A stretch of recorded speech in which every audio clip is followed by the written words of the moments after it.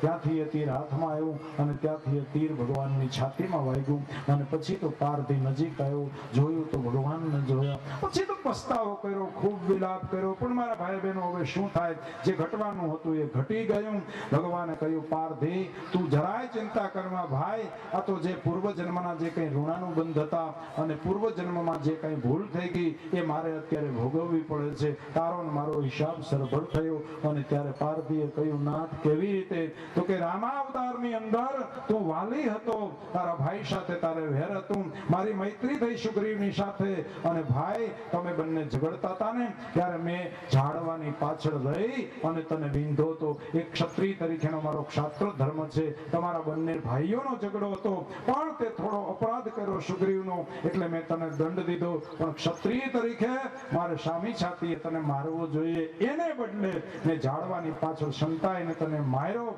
ત્યારે તે મને ફરિયાદ કરેલી, પ્રભુ આ ક્યાંનો ન્યાય કહેવાય? તો ભાઈ એ જે તારા મનમાં ડંખ રહી ગયો ને એ જ તું આ જન્મની અંદર પારધી બનીને આવ્યો છે, મારી લીધું, હિસાબ સરભર થયો. મારા ભાઈ બહેનો જુઓ, ભગવાનને પણ એક કર્મ એનાથી નબળું થઈ ગયું તો ભગવાનને પણ એ ભોગવવું પડ્યું. મારા ભાઈ બહેનો ભગવાનને ન ભોગવવું પડે, પણ મને તમને એક સંદેશો આપે છે પ્રભુ આ દ્વારા, લીલા દ્વારા, કે જીવનમાં ધ્યાન રાખજો, એક ભૂલ પણ જીવનમાં ન થવી જોઈએ. મારા ભાઈ બહેનો કર્મ કોઈને છોડતું નથી. હિમાલયની ટોચ ઉપર જઈને બેસી જાવ ના તો કર્મ જ્યાં જાવ ત્યાં ભેગું જ આવે છે, કર્મ કોઈને છોડતો નથી. મારા ભાઈ બહેનો માટે આ કથા સાંભળ્યા પછી એક નિર્ણય કરીએ કે આપણાથી સારા કામ થાય ન થાય કોઈ વાંધો નહીં, પણ જીવનમાં કોઈ દિવસ આપણાથી કોઈ નબળું કામ ન થવું જોઈએ, કોઈને દુભાઈ ન જાય આપણાથી કોઈનો આત્મા, આટલું પણ ધ્યાન રાખવું જોઈએ. મારા ભાઈ બહેનો આ તો અહિંસાનો દેશ, આ તો કરુણાનો દેશ, આ તો પ્રેમનો દેશ. કૃષ્ણએ પ્રેમની બાંસુરી બજાવી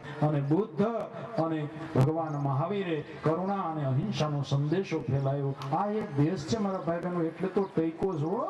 આખી દુનિયામાં મંદિર હાલે છે, હારા મારા દેશો તો અબજોપતિ દેશો, અમેરિકાને એમ કહેવાય છે, અટાણે પાયમાલ થઈ ગયા છે, ભિખારાત જેવા થઈ ગયા છે. મારા ભાઈ બહેનો આ દેશ જો ટેકો હોય ને તો એના અધ્યાત્મવાદથી ટેકો છે. મારા ભાઈ બહેનો રશિયાનો સામ્યવાદ ખતમ થઈ ગયો, અમેરિકાનો સામ્રાજ્યવાદ તૂટી ગયો, આપણી નજર સામે જોઈ રહ્યા છીએ, પણ આ ભારત દેશ જો ટેકો હોય તો આ અધ્યાત્મવાદથી ટેકો છે. ઘણા લોકો પ્રશ્નો કરે છે મારા ભાઈ બહેનો કે આ હું 8-8 દિવસના સમય બગાડવાના, પૈસા બગાડવાના. મારા ભાઈ બહેનો આ બગાડવો નથી, આ પૈસાનો સદુપયોગ છે. આપણે ઋષિના વિચારોને વાગોડ્યા. ઘણા લોકો એમ કહે છે કે કથાઓની કોઈ અસર નથી થતી. નહીં નહીં મારા ભાઈ બહેનો એવું નથી. એક કથામાં કદાચ એક જીવ મારા ભાઈ બહેનો, એક કથામાં એક જીવ પણ જો સમજી જાય ને મારા ભાઈ બહેનો તો આ આપણું આટલું મોટું આયોજન છે ને એ સફળ થઈ જાય. મારા ભાઈ બહેનોને વ્યાસ ગાદીને ખાતરી છે, વ્યાસ ગાદી કોઈ દિવસ કોઈને નિરાશ ન કરે. વ્યાસ ગાદીને પૂરેપૂરો ભરોસો છે કે ભગવાન નામની અસર થયા વગરનો રહે. શબરી નામ જપતી અને અણુ અણુમાં જો એનું નામ ફેલાઈ ગયું હોય, પાંદડા બોલે, ઝાડવા બોલે, પક્ષી બોલે, પ્રાણીઓ બોલે, મારા ભાઈ બહેનો નામની અસર થયા વગર રહે ખરી થાય જ છે. અને બીજું બધું કાંઈ ન થાય, કાંઈ વાંધો નહીં, પણ બોલનારો એક તો જરા ખસવીને રે, બીજું કાંઈ નહીં. અમે બોલ્યા ને 8-8 દી ઉપદેશ આપ્યો ને, બીજા સુધરે ના સુધરે, પણ અમે બગડતા બચી જાય. બગડવું હોય તો એનો બચી ગયા લ્યો. ઘણી વખત અમને રાજકોટમાં એમ થાય ગેલેક્સી હારામાં હારી ટોકીજ હાલો ને ફિલ્મ જોવા જાય, પણ વળી વિચારવા મોકરમાં ઝુંગામ કથા વાંચી હતી ને કોક એકાદો ભટકી જાય કે શાસ્ત્રી બાપાને કહેતા હતા સિનેમા ન જોવાય, અને આ તમે ક્યાં બેહી ગયા ટિકિટ લઈને? બીજા સુધરે ન સુધરે મારા ભાઈ બહેનો, પણ અમે તો નો બગડીએ, કમસે કમ આટલું થાય તો એ ઘણું મારા ભાઈ બહેનો. અને કથાઓ કોઈને સુધારવા માટે છે નહીં, અને મારા ભાઈ બહેનો સુધરે પણ નહીં. આ કથાઓ કેના માટે છે ખબર છે? એક કેરીનો કરંડિયો આપણે લાવીએ અને એમાં એકાદી કેરી બગડી જાય ને, કોઈ લાખ કોશિશ કરે મારા ભાઈ બહેનો એ કેરી કોઈ દિન સુધરે, પણ આ કથા શેના માટે છે? એ બગડેલી કેરી માટે નથી મારા ભાઈ બહેનો. ઓલી સુધરેલી કેરી છે ને એ બગડી ન જાય એના માટે થઈને આ કથા છે. મારા ભાઈ બહેનો, સુધરેલા નો બગડે એના માટે થઈને આ કથા છે. બાકી તાકાત નથી કોઈને સુધારી શકે મારા ભાઈ બહેનો. તો મારો કહેવાનો અર્થ, હા, કોઈ કથા સાંભળીને સુધરી જાય તો એમાં વ્યાસ ગાદીને કઈ વાંધો નથી, અને સુધરવો જ જોઈએ. આગળ કથા આવી ગઈ ના કે હિંસક પશુ સિંહ, વ્યાસજીના શિષ્યો એક શ્લોકનું ગાન કરે ભાગવતજીના, અને સિંહ પોતાની વૃત્તિ બદલી નાખે, હિંસા ત્યજી દે, અહિંસક બની જાય. અને આપણે માણસોને ઉપર જો અસર ન થાય તો આપણે એનાથી પણ બેજ કહેવાય મારા ભાઈ બહેનો. અને ખાસ વિનંતી કરું છું દરેક અમારા માતા પિતાઓને કે તમે ભલે ભાગવતજીને ચાંદલા કરો મારા ભાઈ બહેનો. ઘણી જગ્યાએ તો એવું બને ભાગવતજીને ચાંદલા કરીને ઉપલા પુઠ્ઠામાં માણસો રંગ બદલી નાખે, પણ 8 દીની કથા સાંભળ્યા પછી જીવન જીવવાનો જો ઢંગ ન બદલાય તો એનો કોઈ અર્થ નથી મારા ભાઈ બહેનો. કથા સાંભળ્યા પછી જીવન જીવવાનો ઢંગ બદલવો જોઈએ. આપણા વડીલોએ આપણને અત્યારે ઉપદેશ આપ્યો ના, સારા વચનો કયા બે બોધના, જે આપણા ભણેલા ગણેલા સમજુ વર્ગ છે એને આપણને ઉપદેશ આપ્યો કે આપણા સમાજમાં જો આવું બનતું હોય તો એ આપણી નાલેશી કહેવાય મારા ભાઈ બહેનો. આપણો સમાજ તો બાકીના સમાજને માર્ગદર્શન દેનારો સમાજ છે.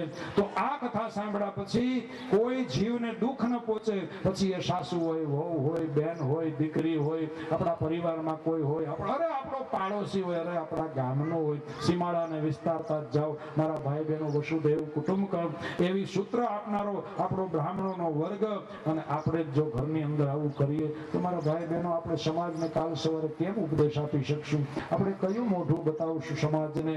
તો મારો કહેવાનો અર્થ અહીંયા પ્રભાસ ક્ષેત્રની અંદર પારધીએ તીર માર્યું. કૃષ્ણ ભગવાને કહ્યું જરાય દુઃખ ન લગાડતો ભાઈ, આ તો પૂર્વજન્મના હિસાબો બધા સરભર થાય છે. મારો કહેવાનો અર્થ, કર્મ કોઈને નથી છોડતું મારા ભાઈ બહેનો. ભગવાને પોતે કર્મનો સિદ્ધાંત માત્ર બતાવ્યો નથી કૃષ્ણ અવતારમાં, પણ જીવીને અને માર્ગદર્શન આપીને પ્રભુએ બતાવ્યું છે. ઉપદેશ ન લાગે મારા ભાઈ બહેનો, આચરણની અસર થાય. એટલે ભગવાને આચરણ કરીને સમાજને માર્ગદર્શન આપ્યું છે કે જીવનમાં કોઈ ભૂલ ન કરતા આવી, જે મારાથી થઈ ગઈ જો મારે ભોગવવું પડ્યું. ટૂંકમાં આ નિમિત્ત બનાવી અને ભગવાન સ્વધામ ગયા છે. આ બાજુ ભગવાનના સ્વધામ ગમનની વાત સાંભળી આપણે આગળ કથા જોઈ ગયા કે પાંડવોએ પણ સ્વધામ ગમન કર્યું.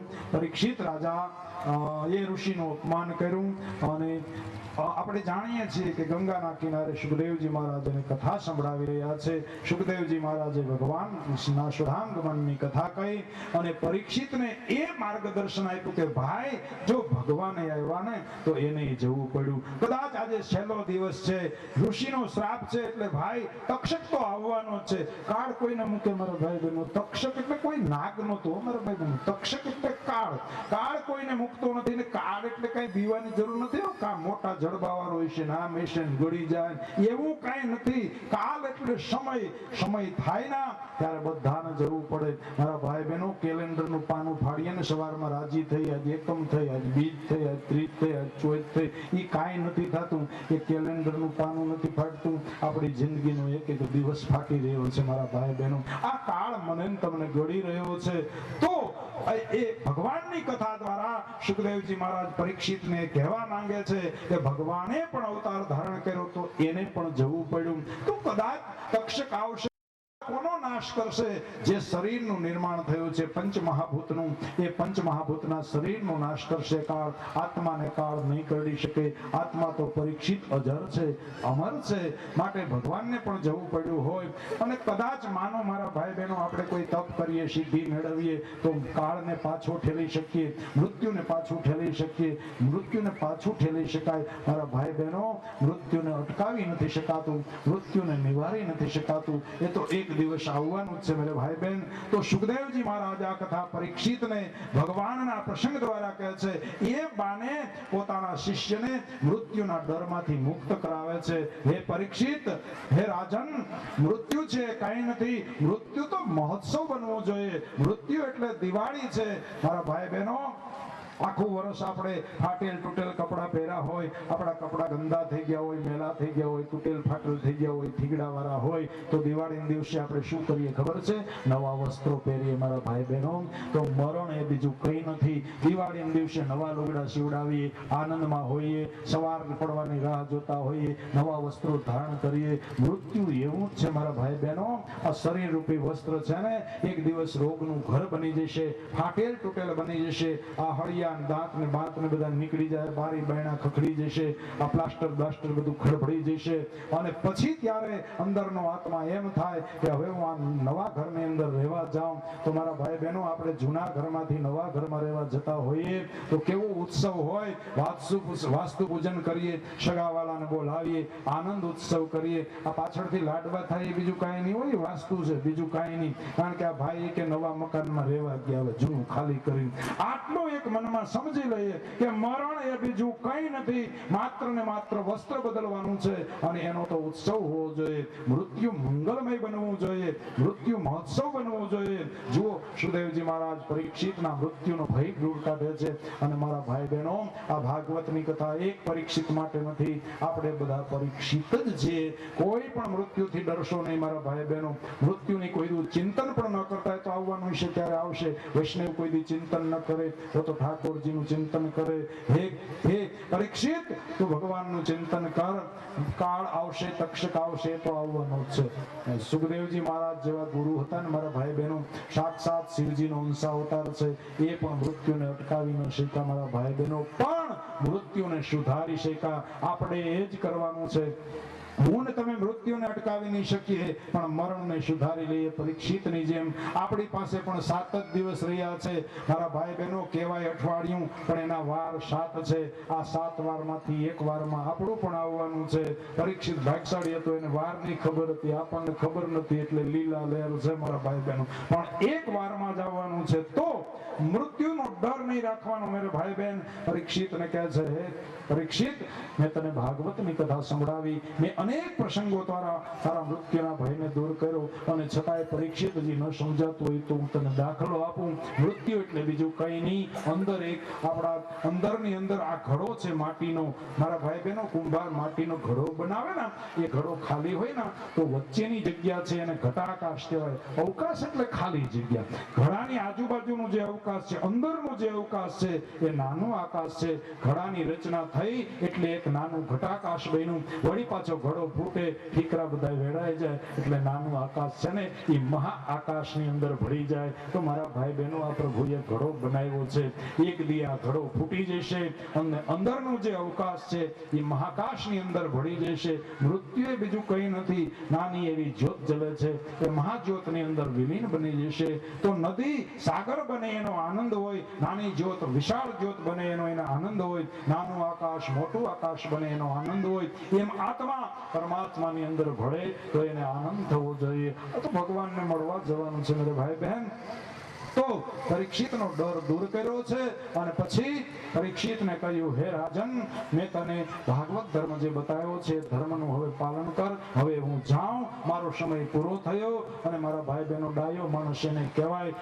કામ થાય ને એટલે તરત એને નીકળી જવું જોઈએ. આને સમજુ માણસ કહેવાય. પથારા કરીને મહિના જાય નહીં, એને સમજુ માણસ ન કહેવાય. સુખદેવજી મહારાજે કહ્યું, રાજન, મારું કામ પૂરું થયું, મેં તને ભાગવત ધર્મનો ઉપદેશ આપ્યો. ત્યારે પરીક્ષિતે કહ્યું, બાપજી, એક કામ કરો, તમે મારા મૃત્યુનો ડર તો દૂર કરી દીધો છે. હવે મને મરણનો ભય નથી, પણ આપ મારા સદગુરુ છો, તો બાપજી તક્ષક તો આવવાનો જે આજે છે, મને કરડવાનો જ છે, પણ એ દરમિયાન આપ અહીંયા બિરાજમાન રહો. અને ત્યારે સુખદેવજીએ કહ્યું, નહીં, મારાથી એ શક્ય નથી. જુઓ, આ સદગુરુ છે, છતાં પણ શું કહ્યું એણે કે શક્ય નથી ભાઈ, હું અહીંયા ન રહી શકું. કારણ સુખદેવજી મહારાજને ખબર છે પોતે શિવજીના અંશ અવતાર છે. અને મારા ભાઈ બહેનો, સદગુરુની કેવી તાકાત છે સાંભળી લેજો. સુખદેવજી મહારાજે શું કહ્યું, હે પરીક્ષિત, હું અહીંયા રહીશ ને તો તાકાત નથી તક્ષકની ત્યાં સુધી અહીંયા આવી શકે. આનું નામ સદગુરુ. બાજુમાં સદગુરુ બિરાજમાન હોય તો કાળ પણ કાંઈ ન બગાડી શકે. જીવનું આ તાકાત છે. અને ભાઈ, એક ઋષિનો શ્રાપ છે, બ્રાહ્મણનો શ્રાપ છે. જો હું અહીંયા રહું તો એ શ્રાપ મિથ્યા થાય, છેલ્લી ઘડીઓ ગણાય છે. તો ભાઈ, હવે મારાથી અહીંયા રહેવાય નહીં. જ્યાં સુધી હું અહીંયા છું ત્યાં સુધી કાળ નહીં આવે. અને બીજા નંબરમાં જો હું અહીંયા કદાચ રહું અને કાળ આવે તક્ષક તો સાંભળી લેજે ભાઈ, એ એનો ગુણધર્મ ભૂલી જશે. મારા ભાઈ બહેનો, અને સંત કહેવાય અને સદગુરુ કહેવાય કે એક નાગ, એક તક્ષક આવીને જ્યાં સદગુરુની સન્મુખ જો બિરાજતા હોય, સદગુરુ શિષ્યની સન્મુખ, તો એક તક્ષક છે ને એ પોતાનો સ્વભાવ બદલી નાખે. એનું ઝેર છે ને એ અમૃત બની જશે અને પછી તને જો ડંખ મારશે તો તું અમર બની જઈશ. બોલ, તારે જીવવું છે, અમર થવું છે તો હું અહીંયા બેસું, નહીતર હું નીકળી જાઉં. પરીક્ષિત કે મારે અમર નથી થવું. મારા ભાઈ બહેનો, આમાંથી આપણે શીખવાનું છે. જાજુ જીવીને દખી થવું ને કારણ વગરનું, એ મારા ભાઈ બહેનો. એના કરતા એને સમય આવે ત્યારે વહી જાય તો કેવી લીલા લહેર.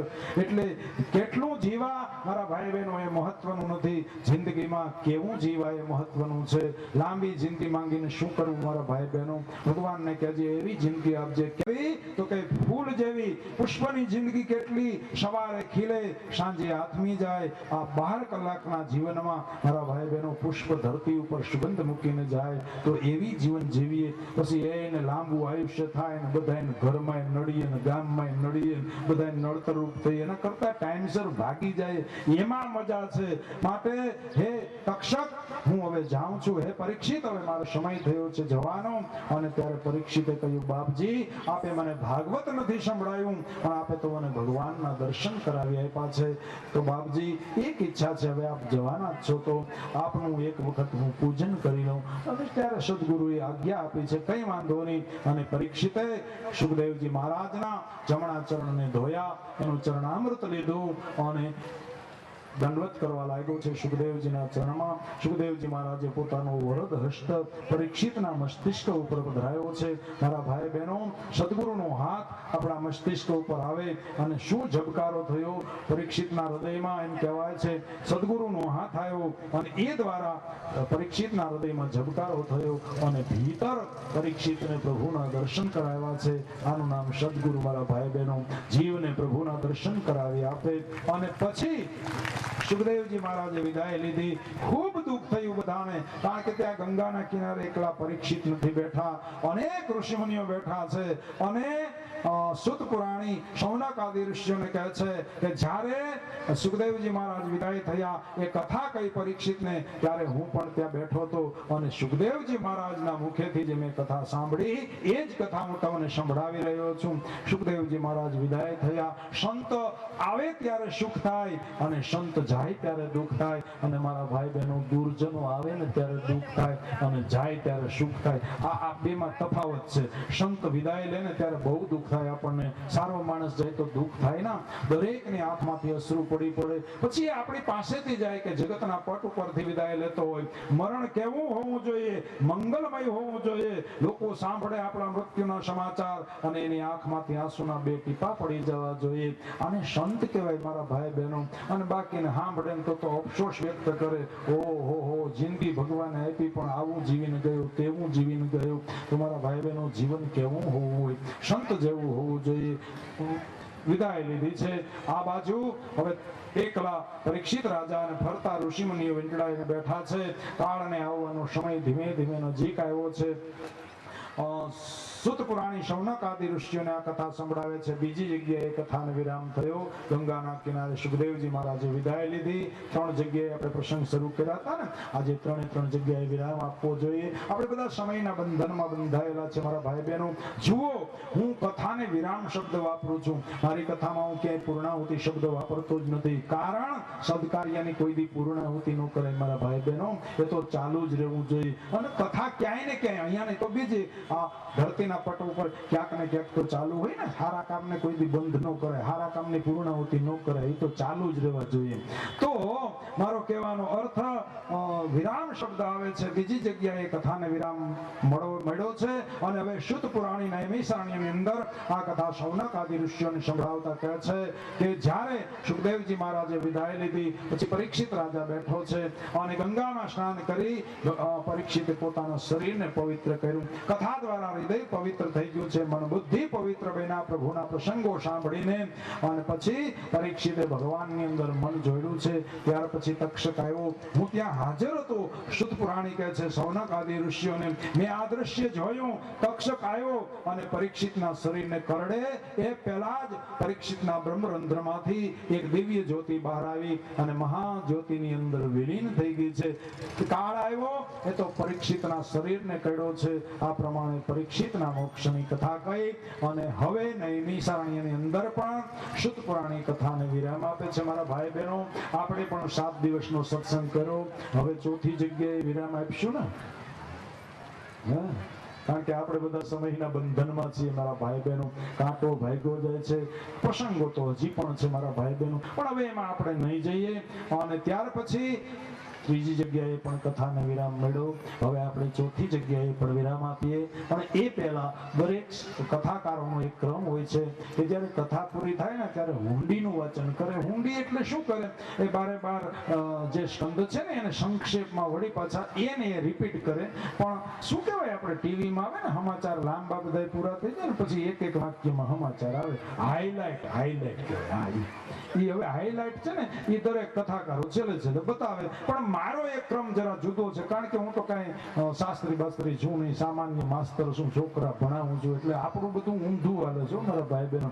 તો મને ક્ષમા કરજો, સમયનો પણ અભાવ છે. પણ આખા ભાગવતના સારરૂપ આંબાનું આપણે ગાન કરીએ, સમજીને કરશું એમાં આખું ભાગવત આવી જાય છે. આ આંબો શીખી લેજો, રોજ એનું ગાન કરજો તો રોજ તમને ભાગવત સાંભળવાનું પુણ્ય મળશે મેરે ભાઈ બહેન, ગાન કર્યાનું પુણ્ય મળશે. તો આઈએ ઓર બડે ભાવ છે આપણે એનું ગાન કરીએ અને સમજીએ આખું ભાગવત શું છે. આંબાની અંદર આવી જાય છે.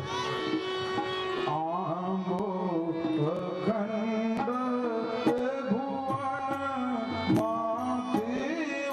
ભુવન માંથી ઉતરો. આંબો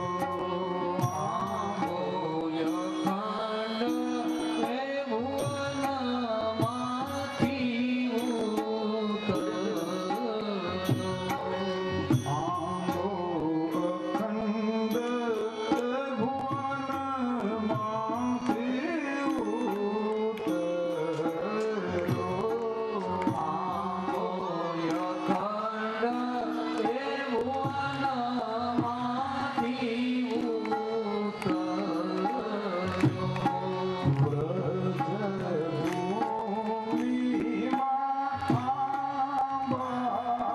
ભુવન માંથી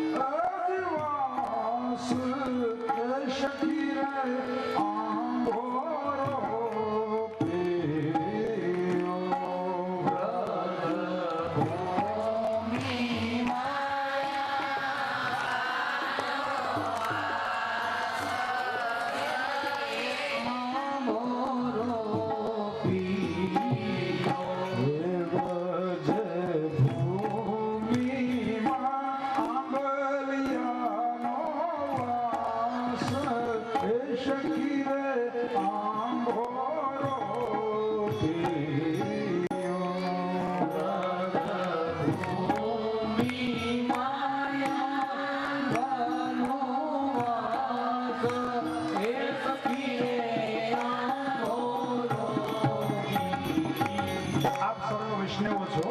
આપને આંબો આવડતો જ હોય, પણ મારા ભાઈ બહેનો જ્ઞાન સાથે આંબાનો અર્થ શું થાય, આંબો એટલે શું, અને અખંડ ભુવનમાંથી ઉતરો એટલે એનો અર્થ શું થાય? મારા ભાઈ બહેનો, બ્રહ્મ છે અખંડમાં બિરાજે છે. અને એક વખત બ્રહ્મને એવો વિચાર આવ્યો, લાવ હું ધરતી ઉપર જાઉં, એટલે ભગવાન આંબો બનીને ધરતી ઉપર પધાર્યા. તો મારા ભાઈ બહેનો, આંબો બધે ઉગે, બધે આંબા થાય. મારા ભાઈ બહેનો, અહીંયા એમ કેમ લખ્યું વ્રજભૂમિમાં આંબો ઉતરો, વ્રજભૂમિમાં આંબો ઉગ્યો, એમ કેમ કહ્યું છે? મારા ભાઈ બહેનો, આંબા બધે ન થાય, ગાંડા બાવળ બધે થાય. આંબાને ઉગવું હોય તો પ્રેમની ભૂમિ જોઈએ મારા ભાઈ બહેનો. એ તો પ્રેમની ભૂમિમાં ઉગે, એ તો મીઠી ભૂમિમાં ઉગે.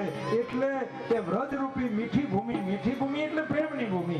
આંબો તો પ્રેમની ભૂમિકામાં ઉગે ને, બધે થોડો આંબો થાય. હા, ગાંડા બાવળ બધે થાય, નો કરવા હોય ન્યાય થાય હો. હા, એ તો ખારા પાણીમાં થાય, મીઠા એનું કઈ નક્કી નહીં, એટલે તને ગાંડો બાવળ કહે છે.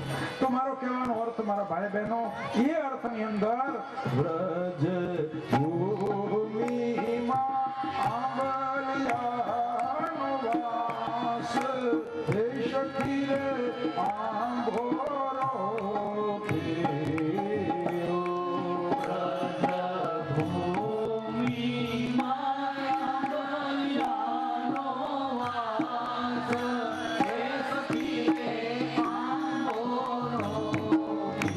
હવે આંબાને જો ઉગાડવો હોય તો ગોઠલી વાવવી પડે ને, પેલા રોપ બનાવવું પડે. ગોઠલીમાંથી રોપ પેલા બને તો એ આંબાનું જે બીજ એટલે ગોઠલી, એને વાવનાર કોણ હતું?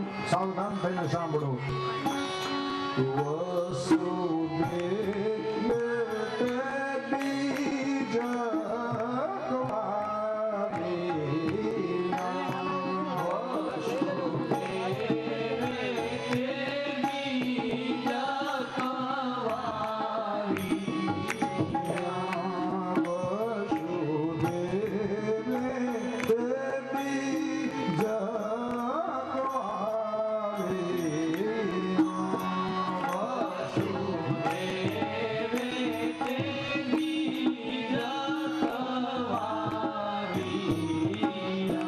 બીજ ક્યાં વાવ્યું વસુદેવજીએ?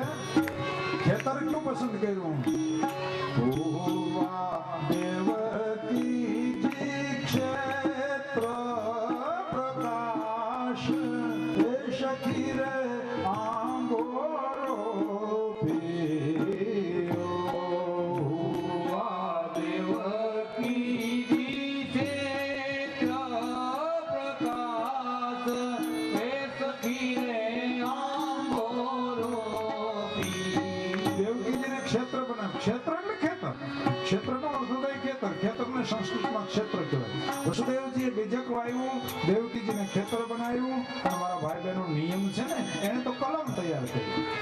હવે કલમ તૈયાર ક્યાં થઈ? કલમ બધે બની શકે હો.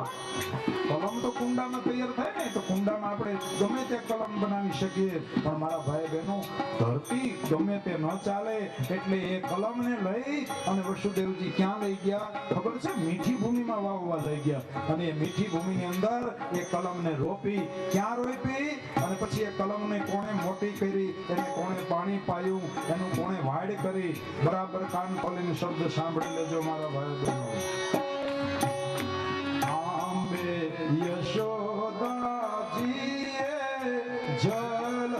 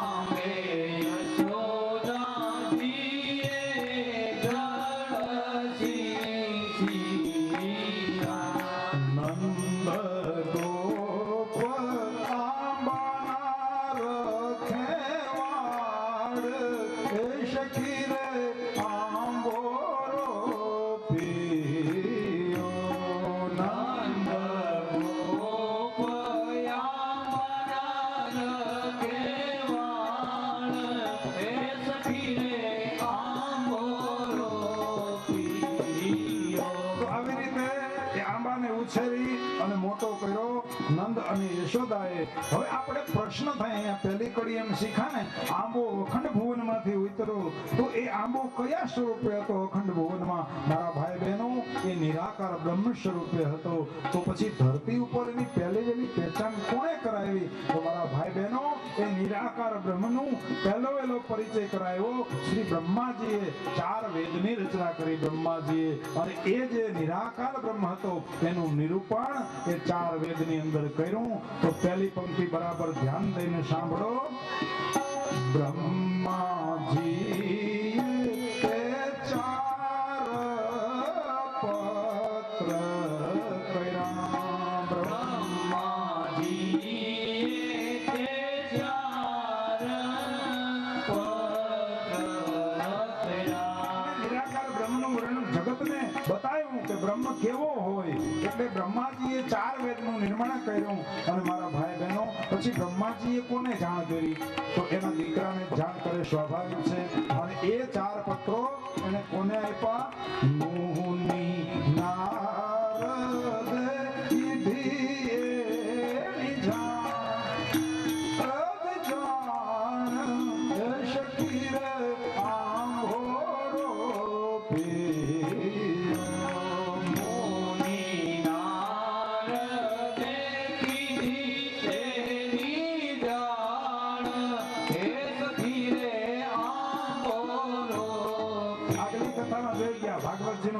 પર વ્યાસ મુનિ ચિંતામાં હતા. નારદજી મળવા ગયા. બ્રહ્માજી પાસેથી નારદજી પાસેથી ક્યાં આવ્યા? ધ્યાન દેજો મારા ભાઈ બહેનો. નારદજી વ્યાસજીના આશ્રમ આવ્યા. ભગવાનનો 17મો અવતાર અંશાવતાર વ્યાસ ત્યાં આવી અને નારદજીએ એ 4 પત્રો જે પિતાશ્રી બ્રહ્માજીએ બનાવ્યા એ કોને સોંપ્યા? એ સોંપ્યા વ્યાસજીને. વ્યાસજીએ શું કર્યું? વ્યાસ મુનિએ 4 પત્ર લીધા. વ્યાસ મુનિએ 4 પત્ર લીધા. અને પછી વ્યાસજીએ શું કર્યું? એની નવેય ખંડમાં છે જાણ એ શકી રે આંગોરો પીયો. નવે તે ખંડમાં તે જાણ એ સખી રે આંગોરો. વ્યાસજીએ એનો ફેલાવો કર્યો. હવે નવખંડમાં એની જાણ કરી દીધી કે આ નિરાકાર બ્રહ્મ આવો હોય પણ સામાન્ય જીવ સમજી ન શક્યા. એટલે પછી નારદજી આવ્યાને પ્રેરણા આપી કે તમે એને સરળ બનાવો. એટલે 17 પુરાણોની રચના કરી. મનની શાંતિ ન થઈ. નારદજીએ પ્રેરણા આપી ભાગવતની રચના કરો. અને મારા ભાઈ બહેનો ભગવાન બાલકૃષ્ણ બનીને આવ્યા. લીલા કરી પણ ભગવાન તો સુધામ જતા રહ્યા. પછી આપણા વૈષ્ણવોનું શું થાય? ભગવાનના લાડીલા ભક્તોનું શું થાય? એટલે ભગવાનનો જે આંબો હતો ભગવાન ધરતી ઉપર આવ્યા. લીલા સંકલિત જતા રહ્યા. ઉદ્ધવજીએ કહ્યું વૈષ્ણવો કેમ જીવી શકશે પ્રભુ આપના વગર? કઈ આધાર કરો. અને ત્યારે ભગવાને શું કર્યું? પોતાનું સ્વરૂપ 18મા પુરાણમાં ભાગવતજીમાં પધરાયું. તો મારા ભાઈ બહેનો એ આંબો જે અખંડ ભુવનમાંથી આવ્યો પણ લીલા કરીને જતો રહ્યો પણ પોતાનું સ્વરૂપ ભાગવતજીમાં પધરાવતો ગયો. એ અર્થની અંદર હવે આપણે જે મેળવીએ ભાગવતજી રૂપી આંબો કેવો તૈયાર થયો. આઈએ ઓર બડે ભાવ સે ગાઈએ. વાગશિષ્ટંદ તે આંબલિયા ખડ હે થયા. વાગશિષ્ટંદ તે આંબાના ખડ થયા. આંબાનું થડ 12 સ્કંદ. ભાગવતમાં 12 સ્કંદ છે. વાદસ્કંદનો આંબો તો એક થડ થયા 12 સ્કંદ. અને પછી થડમાંથી શું ફૂટે? ડાળીઓ ફૂટે ને. તો થડમાંથી ડાળીઓ શેની બની? 12 સ્કંદ જે ભાગવતજીના છે એ આંબાના થડ થયા. અને ડાળી શેની બની? તો સાંભળી લો. 335 અધ્યાય એની ડાળ એ શકી રે આંબો પીયો. 335 અધ્યાય એની ડાળ એ સખી રે આંબોરો પીયો. તો દ્વાદશ સ્કંદ એ આંબાનું થડ. 335,000 શ્લોકો જે છે એ આંબાની ડાળી બની મારા ભાઈ બહેનો. અને પછી ડાળી હોય ને તો એને નાના નાના તીરખા ફૂટે. 335 અધ્યાય એની ડાળી, 12 સ્કંદના થડ, 335 અધ્યાયો ભાગવતજીના છે એની ડાળી. અને ડાળીમાંથી પછી તીરખા ફૂટે નાની નાની ડાળી. તો એ નાના નાના તીરખા છે ને બહેના તો સાંભળીએ મળે ભાવ છે. 18,000 શ્લોક આંબે તીર થયા. 18,000 શ્લોક આંબે તીર થયા. 18,000 શ્લોક આંબે તીર થયા. 18,000 શ્લોક આંબે તીર તો ભાગવતજીના 12 સ્કંદ એ આંબાનું થડ, 335 અધ્યાય એ એની ડાળી અને 18,000 શ્લોક એ નાની નાની ડાળીઓ તીરખા. હવે તીરખા ઉપર શું આવે? પાંદડા આવે ને. તો પાંદડા શેના થયા મારા ભાઈ બહેનો? સાવધાન થઈને સાંભળો. 1,600,000 અક્ષર એના પાન એ શકી રે આંબોરો પીયો. 1,600,000 અક્ષર એના પાન એ સખી રે આંબોરો.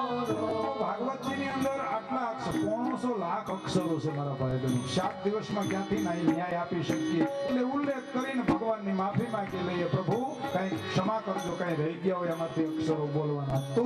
તો પાંદડા જો 12 સ્કંદ એ આંબાના થડ, 335 અધ્યાય એની ડાળી, 500 લક્ષ અક્ષર એના તીર થયા, પાન થયા મારા ભાઈ બહેનો. હવે શું બાકી રહ્યું? હવે ફળ આવે ને છેલ્લે પછી, તો એ ફળ કયું આવ્યું મારા ભાઈ બહેનો? સાવધાન થઈને સાંભળો.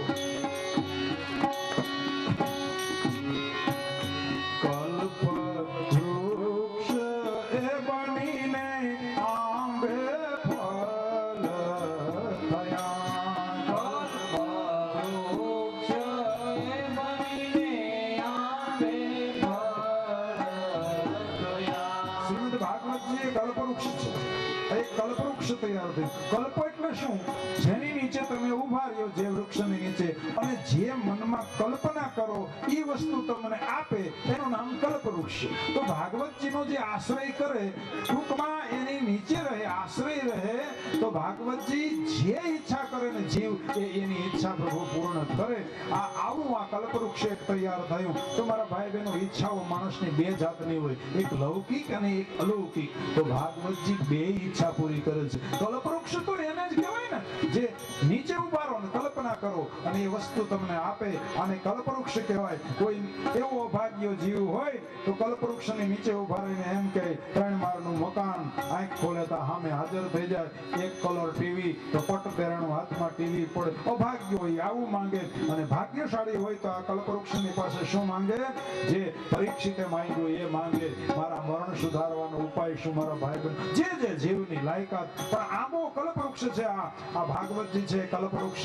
એ તમારી લૌકિક કામનાઓ પણ પૂર્ણ કરે, અને અલૌકિક કામનાઓ, તો જ એને કલ્પવૃક્ષ કહી શકાય. ટૂંકમાં આમાં ફળ આવ્યું, અને પછી મારા ભાઈ બહેનો નિયમ છે ને મારા ભાઈ બહેનો, આંબામાં ફળ આવે ને તો ખાવા વાળો આંબા પાસે ન જાય. સાંભળ્યું કોઈ બી? ખાનારો વર્ગ આંબા પાસે ગયો નહીં. એનું ઉધડા કોન્ટ્રાક્ટ રખાતા હોય, એને વેડનારો કોક બીજો હોય, ઈ વળી વેડવા જાય, એ આંબાને વેડે ને પછી ખાનારા વર્ગ સુધી પહોંચાડે. કોઈ ખાવા વાળો આંબા નીચે ગયો એમ સાંભળ્યું મારા ભાઈ બહેનો, એની આ કેરી તોડીને ઉભા બધાએ ખાધી. એટલો વર્ગ જઈ ન શકે ને. આંબો તો સીમમાં ઉભો હોય, વર્ગ તો ફેલાયેલો હોય, તો એ વર્ગ ન પહોંચી શકે મારા ભાઈ બહેનો. એના માટે વેડનારો તો કોક જોઈએ ને. તો આંબા એ ફળ આવ્યા, એને વેડનારો કોણ હતો? આપણે બધા આંબા પાસે જઈએ છીએ. આપણે બધા આમાંથી કેટલા આંબા પાસે જાય? કોઈ ન જાય. ઊંચી આંગળી કરો, કોઈ ન જાય. વેડવા વાળો વેડીને આપણા સુધી પુગાડે. તો આંબાને વેડનારો કોણ હતો? ફળ તો આવ્યું. એ ફળ શુક દેવજી વેડીને લઈ ગયા. એ ફળ દેવજી વેરીને લઈ. આંબો તો ક્યાંક તૈયાર થયો. એમ સરસ્વતી નદીના કિનારે વ્યાસજીના આશ્રમની અંદર આંબો તૈયાર થયો. પણ ત્યાં આંબો અને ખાનારો તો છેક ગંગાના કિનારે બેઠો તો મારા ભાઈ બહેનો. ખાનારો વર્ગ તો દૂર જ હોય ને, એ વેડવા વાળો વેડી અને ત્યાં આંબો કેરી લઈને ગયો. પણ જુઓ તમે મારા ભાઈ બહેનો, એ વેડનારા એ શું કર્યું? કેરી નો આપી હો. વેડનારો ઉત્તમ હતો એટલે એને શું કર્યું ખબર છે? એ આંબાની કેરીને ઘોયડી અને એમાંથી રસ કાઢ્યો. ગોઠલા કાઢી નાખ્યા, છોતરા કાઢી નાખ્યા, અને સીધો રસનો વાટકો ભર્યો મારા ભાઈ બહેનો. એમાં આ બે જાતના હોય, ઘણા કેરીઓ વેચે ને ઘણા રસ વેચતા હોય. તો અમારો જે વેડનારો હતો ને, એ રસનો વાટકો તૈયાર કરીને સીધો ગયો હતો. અને એ રસ શું કર્યું એણે? મારા ભાઈ બહેનો, આ રસ છે ને મોઢાથી ન પીવાય. આ ભાગવતનો રસ તમે શેનાથી પીધો? 7 દિવસ કાન દ્વારા પીધો ને. તો સુખદેવજી મહારાજે શું કર્યું? ગોટલા છોટલા કાઢી નાખ્યા. આનું નામ સદગુરુ. આમાં તો ઘણું બધું આવે, પણ ગોટલા છોટલા કાઢી નાખવાના. રસનો વાટકો તૈયાર, આનું નામ સદગુરુ. વાટકો તૈયાર થયો, રસ તૈયાર થયો, અને વેડનારો વેડીને લઈ ગયો. અને પછી એ રસ લેડો છે પરીક્ષિત ના કાનમાં. એ રસ રેડો છે પરીક્ષિતના કાનમાં. મારા ભાઈ બહેનો જુઓ, અહીંયા આમાં ખાનારો વર્ગ, આમાં બધાએ કેરી ખાધી, બધાને ખબર છે કેરી બે રીતના આપણા સુધી પહોંચે. એક, ઘણા લોકો શું કરે, કાચી કેરી તોડીને પછી ખાનારા વર્ગને આપે અને પછી એ ઘાસમાં ને કઈ કાર્બનમાં ને એમ કરીને પકાવે. અને મારા ભાઈ બહેનો આવી રીતે પાકે ને તો કેરી તો મીઠી જ લાગે, પણ અહીંયા આ કેરી કેવી છે ખબર છે તમને? એક તો આંબા ઉપર પાકેલી છે એટલે એને હાંક કહેવાય. આ કેરી છે ને એ હાંક છે, અને આંબા ઉપર જે પાકી જાય ને કાર્બનમાં જે પકાવીએ હોય બે મીઠી, પણ આંબા ઉપર જે પાકે અને જે હાંક હોય ને મારા ભાઈ બહેનો એ તો વધારે મીઠી બને. તો આ તો હાંક છે, અને એમાંય આમાં વડીલો બેઠા છે અને ખબર છે, એક તો આંબે પાકેલી હાંક હોય અને એમાંય જો પેલો પોપટ એટલે હુડો જો એને ચાંચ મારી જાય તો એ કેરી મીઠી બને. તમે મને કહેજો, મારા વડીલો બેઠા છે અને ખબર છે. તો મારા ભાઈ બહેનો, આ આંબો જે અહીંયા તૈયાર થયો, કેરી પાકી એ સામાન્ય નહોતી, એ આંબા ઉપર પાકેલી હાંક હતી અને એમાંય હુડો ચાંચ મારી ગયો. શુડો એટલે શુક, સંસ્કૃતમાં એને શુક કહેવાય. સુખદેવજી એ શુક હતા અને સુખદેવજીની ચાંચ લાગી ગઈ મારા ભાઈ બહેનો, એટલે આ કથા મીઠી લાગી છે મારા ભાઈ બહેનો. એ રસ પરીક્ષિતના કાનમાં રેડ્યો અને પરિણામ શું આવ્યું મારા ભાઈ બહેનો? આ રસના પ્રભાવથી 7 દિવસમાં કૃષ્ણ પદને પામ્યા. 7 દિવસમાં કૃષ્ણ પદને પામ્યા. આજની કથા સાંભળીને ભગવાનની પાસે પહોંચી ગયા. તો ક્યાં પહોંચ્યો પરીક્ષિતનો જીવ? જ્યાં શ્રી પુરુષોત્તમ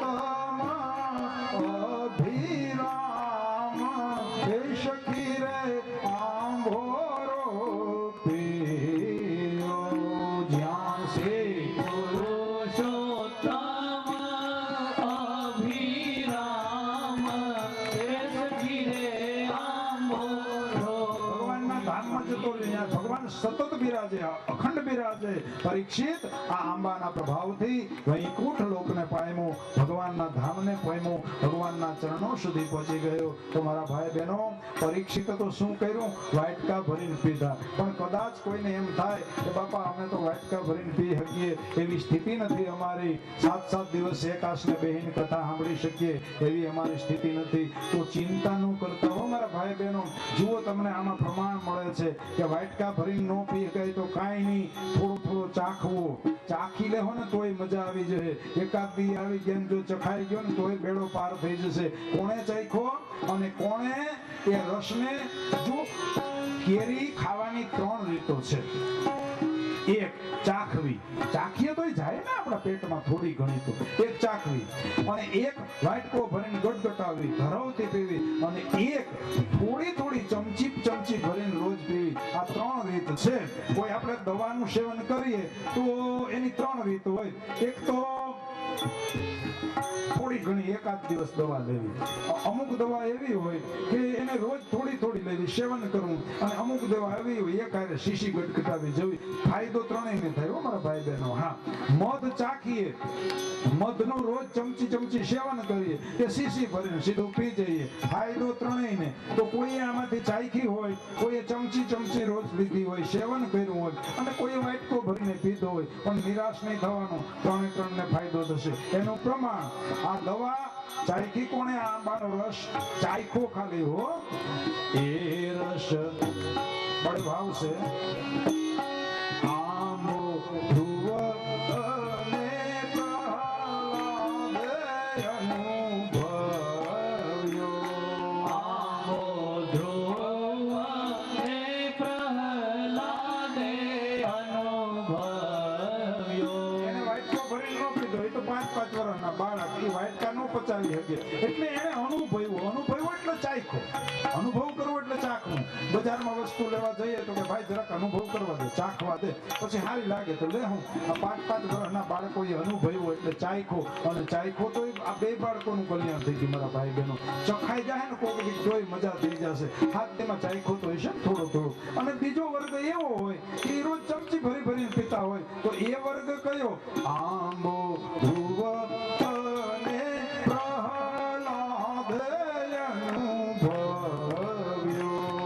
આંબો ધ્રુવ અને પ્રહલાદે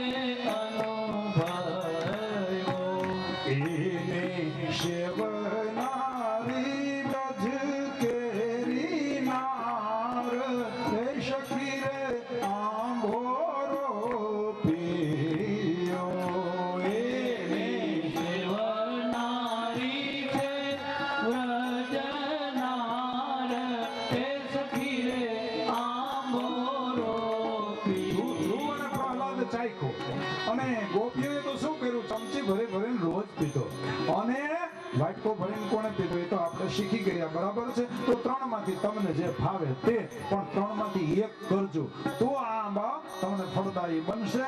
અને પછી મેરે ભાઈ બહેન પરિણામ શું આવ્યું? આઈએ પછી તો કલિયુગ આવ્યો, ભગવાન સધામ ગયા, પોતાનું સ્વરૂપ ભાગવતજીમાં પધરાવતા ગયા. ભગવાનનો અવતાર પુષ્ટિ અવતાર હતો, ભક્તિને પુષ્ટિ કરવા માટે થઈને પ્રભુએ અવતાર ધારણ કર્યો.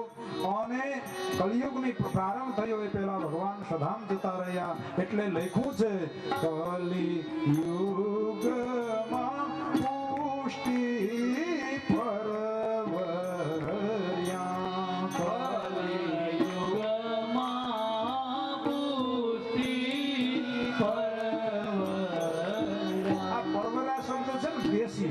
આપણે પરવૈરા એમ ન કહીએ, આપણે શું કરે પરવારી ગયા એમ. પરવારી ગયા એટલે બધું કામ પૂરું થઈ ગયું એમ. એટલે ભગવાને ભક્તિને પુષ્ટ કરીને ભગવાન પછી શોધામ ગયા અને ભક્તો નિરાશ થઈ ગયા, હવે અમારું શું થશે? પણ ચિંતા ન કરો મેરે ભાઈ બહેન. પછી ભગવાન પુષ્ટિ સ્વરૂપ હતા એ પરવરી ગયા, પણ ભગવાને વળી પાછો પોતાનો અંશ સ્વરૂપ સુખદેવજી પણ ગયા, ભગવાન પણ સુધામ ગયા. પણ આ કથાનો પ્રવાહ ન અટકવો જોઈએ એટલે ભગવાને પોતાના અંશ સ્વરૂપ કોને પ્રગટ કર્યા? તૈલંગ કુળની અંદર શબ્દ બરાબર સાંભળજો. મહાપ્રભુજીનું પ્રાગટ્ય થયું, 84 જગ્યાએ ભાગવતજી કર્યા અને એ ભાગવતજીનો પ્રચાર કર્યો. એ અર્થની અંદર લખ્યું છે મારા ભાઈ બહેનો, ધન્ય ધન્ય તૈલંગ કુળ અવતાર એ સખી રે આંભોરો પીયો. ધન્ય ધન્ય તૈલંગ કુળ અવતાર એ સખી રે આંભોરો પીયો. અને અંતમાં આશીર્વાદ, કોને આશીર્વાદ મળ્યા? શબ્દો બરાબર સાંભળજો.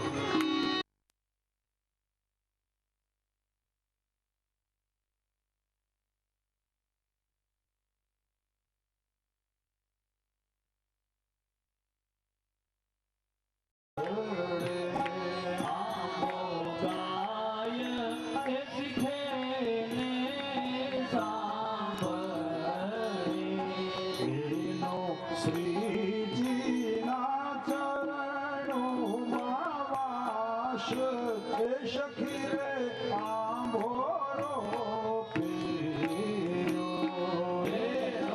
શ્રીજીના ચરણોમાં વાસ એ સખી રે આંભોરો પીયો. એનો શ્રીજીના ચરણોમાં વાસ એ સખી રે આંભોરો પીયો.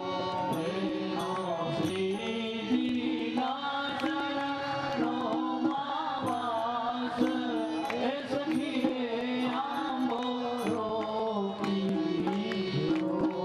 આંબો અખંડ એ ભુવન માંથી ઉતરો. આંબો અખંડ એ ભુવનમાંથી ઉતર્યો. જે આંબો ગાય શીખે અને સાંભળે એનો ભગવાનના ચરણોમાં વાસ થાય. આવા આશીર્વાદને અંતે મારા ભાઈ બહેનો, જેને આ આંબો તૈયાર કર્યો ગીત સ્વરૂપે, એને પણ આપણે કેમ ભૂલવા જોઈએ? મારા ભાઈ બહેનો, ભાગવતજીનો પ્રચાર શ્રી વલ્ભાચાર્યજીએ 84 બેઠક કરી. એ બેઠકમાં ભગવાને કથા કરી.